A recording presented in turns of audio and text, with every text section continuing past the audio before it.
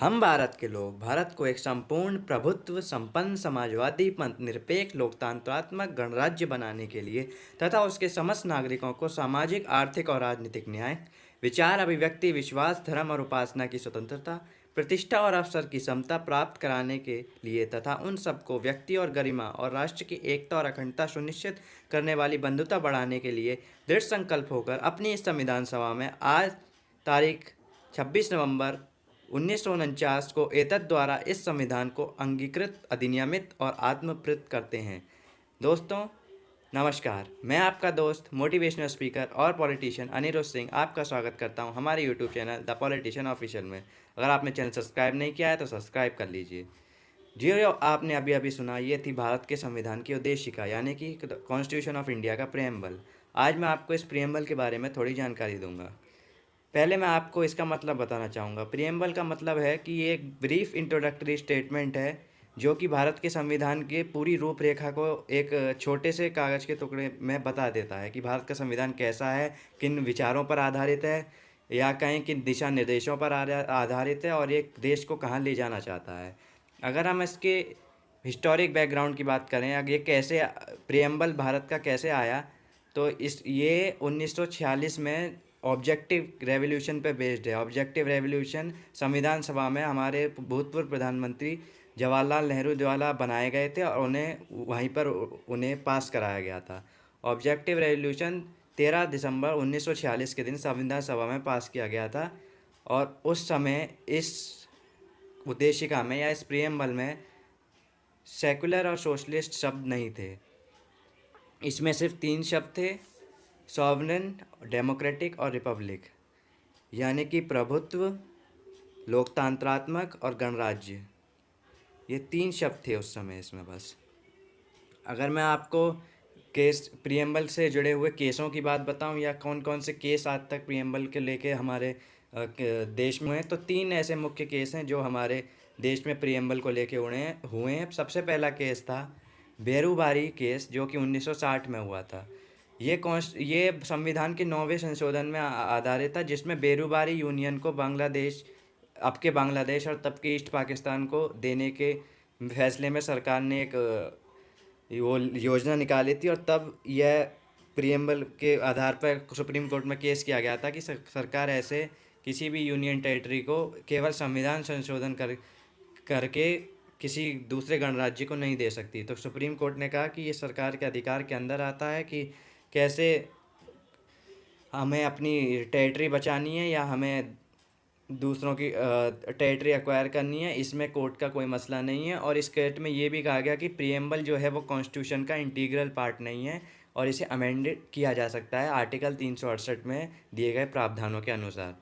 उसके बाद दूसरा केस जो सबसे चर्चित केस है वो है केशवानंदा भारती केस 1973 में।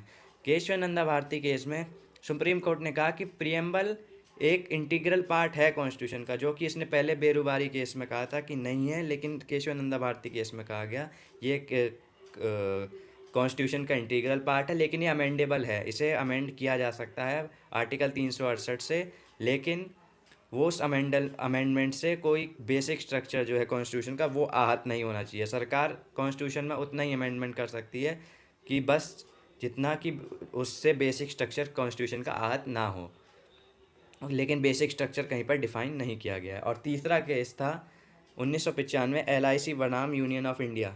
इस केस में भी सुप्रीम कोर्ट ने अपने केशवानंदा भारती केस वाले डिसीजन को अपहोल्ड किया और कहा कि प्रियम्बल कॉन्स्टिट्यूशन का एक इंटीग्रल पार्ट है या अभिन्न अंग है। अगर हम प्रियम्बल में अमेंडमेंट्स की बात करें या संशोधनों की बात करें तो इसमें केवल एक ही बार संशोधन किया गया है और वो किया गया है साल 1976 में, जब इमरजेंसी लगाई गई थी। 18 दिसंबर 1976 को संविधान में 42वें संशोधन को प्रारूप बनाकर इस प्रियम्बल में सोशलिस्ट और सेकुलर जैसे शब्द जोड़े गए, यानी कि पंथ निरपेक्ष, धर्मनिरपेक्ष नहीं, पंथ निरपेक्ष और समाजवादी नाम के शब्द इस उद्देशिका में जोड़े गए थे, जो कि इंदिरा गांधी के गवर्नमेंट के समय किया गया था और समय इमरजेंसी लगी हुई थी। इस संशोधन से हमारे संविधान में 10 मौलिक कर्तव्य भी जोड़े गए थे, लेकिन अभी मैं उनकी बात नहीं करूँगा। और ये 2 शब्द जोड़े गए थे, यानी कि सोशलिस्ट और सेकुलर शब्द, और उससे पहले केवल इसमें 3 शब्द थे, सॉवरेन, डेमोक्रेटिक और रिपब्लिक। अब मैं आपको एक एक करके इसकी प्रस्तावना के मेन शब्दों का अर्थ समझाऊंगा। सबसे पहले बात करेंगे सॉवरेन की, यानी कि संप्रभु की। इसका मतलब है कि भारत एक इंडिपेंडेंट स्टेट है, यानी कि इंडिपेंडेंट देश है, और ये किसी के दबाव में नहीं है, और ये अपने अब अंदरूनी मामलों में खुद जो निर्णय लेगा वो ही मान्य होगा हमारे देश में। ये किसी की एक्सटर्नल फोर्स से बाध्य नहीं है उनका कोई भी निर्णय मानने के लिए। और अगर हम बात करें सोशलिस्ट की, सोशलिस्ट मतलब होता है कि डेमोक्रेटिक सोशलिज्म और पॉलिटिकल सोशलिज्म। डेमोक्रेटिक सोशलिज्म का मतलब होता है कि समाजवाद होना चाहिए देश में। समाजवाद का अर्थ है कि जो है पैसा और पावर सबको बराबर बराबर बांटी जानी चाहिए। ज़्यादातर ये पैसे की बात आती है कि पैसा सब, और गवर्नमेंट को ये देखना चाहिए कि सब पे रिसोर्सेस बराबर हों। अब जो सबसे ज़्यादा विवादास्पद शब्द है वो है सेकुलर। सेकुलर शब्द का मतलब है कि गवर्नमेंट और रिलीजियस ग्रुप के बीच में जो रिलेशनशिप होगी वो स्टेट के अकॉर्डिंग होगी, वो डिटरमाइंड होगी और कॉन्स्टिट्यूशन के अकॉर्डिंग होगी। और ये भी होगा कि किसी भी रिलीजन में कोई भेदभाव नहीं किया जाएगा, और कोई भी स्टेट की ऑफिशियल रिलीजन नहीं होगी, यानी कि सारी रिलीजन एक समान होगी, किसी में कोई भेदभाव नहीं होगा। और इसी के आधार पर directive principle of state policy में एक प्रावधान ये भी दिया गया है कि इंडिया में यूनिफॉर्म सिविल कोड आना चाहिए, लेकिन उसकी बात कोई करता नहीं है, और ये सेकुलर शब्द का कहीं कहीं दुरुपयोग भी किया जाता है। अगर हम बात करें डेमोक्रेटिक की, डेमोक्रेटिक का मतलब है कि भारत के लोग अपनी सरकार को चुन सकते हैं यूनिवर्सल एडल्ट फ्रेंचाइज के आधार पर। यूनिवर्सल एडल्ट फ्रेंचाइज मतलब 18 साल से ऊपर के सभी लोग वोट कर सकते हैं और अपनी सरकार चुन सकते हैं, और जब तक उन्हें किसी कानून के द्वारा इसे करने से वंचित नहीं किया जाता। कानून के मतलब अगर किसी को जेल हो गई तो वो वोट नहीं दे सकता, वो दूसरी बात है, लेकिन उसके अलावा सभी 18 साल के ऊपर के लोगों को अपना वोट मत देने का अधिकार है। अब हम बात करें रिपब्लिक की। रिपब्लिक का मतलब है कि हमारा जो हेड ऑफ स्टेट है, यानी कि जो राष्ट्र का सर्वोच्च नागरिक है, यानी हमारे राष्ट्रपति, वो हेरिडेटरी नहीं है, वो वंशागुणत नहीं होगा, वो इलेक्ट किए जाएंगे। वो इनडायरेक्टली, जैसे आप जानते हैं एमएलए और हमारे राष्ट्र और एमपी, राज्यसभा लोकसभा के एमपी और स्टेट के जो एमएलए होते हैं वो मिलकर राष्ट्रपति को चुनते हैं, वो हेड ऑफ स्टेट होते हैं। लेकिन हेड ऑफ गवर्नमेंट हमारे देश में लोगों द्वारा चुना जाता है। हम पार्लियामेंट के लोगों को चुनते हैं, वो हेड ऑफ गवर्नमेंट चुनते हैं जो कि प्राइम मिनिस्टर है। लेकिन हेड ऑफ स्टेट हेरिडेटरी नहीं होंगे और ये चुने जाएंगे। अगर हम बात करें जस्टिस की, तो जस्टिस मतलब होता है कि लॉ का रूल जो है वो सबसे ऊपर होना चाहिए, यानी कि लॉ सबसे ऊपर होना चाहिए, किसी को कुछ नहीं, वो किसी के उस इन्फ्लुएंस के आधार पर निर्णय नहीं होना चाहिए। अब जस्टिस जो है वो 3 तरह का होता है: social justice, economic justice, political justice. सामाजिक न्याय। सामाजिक न्याय का मतलब है कि किसी भी क्लास को कोई स्पेशल प्रायोरिटी नहीं दी जाएगी कोर्ट में, कोई डिस्क्रिमिनेशन नहीं किया जाएगा धर्म, जाति या लिंग या किसी और चीज़ के आधार पर। इकोनॉमिक जस्टिस ये है कि कोई भी आदमी गरीब नहीं होना चाहिए, और मैन और वुमेन के बीच में पैसे को लेकर कभी भेदभाव नहीं होना चाहिए।